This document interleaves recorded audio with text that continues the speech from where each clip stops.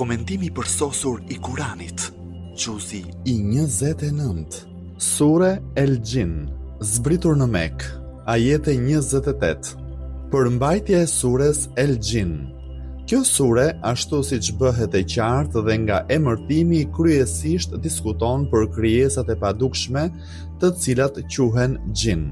Rreth besimit të tyre ndaj profetit Muhammed, paqja e bekimi i Allahut qoftë mbi të dhe mbi familjen e tij, në nështrimit karshi Kuranit fisnik, rreth besimit dhe bindjes së tyre ndaj ringjalljes, ekzistimit të një grupi besimtarësh dhe jo besimtarësh, në mesin e tyre dhe çështjeve të ngjashme me këto.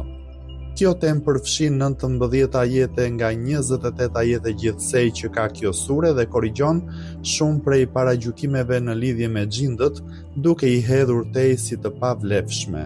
Po ashtu në një pjesë të kësaj sureje diskutohet për çështjen e monoteizmit dhe të ringjalljes, në pjesën e fundit të saj trajtohet çështja e dijes së fshehtë, për të cilën askush nuk ka njohuri përveç asaj që Allahu ka dashur.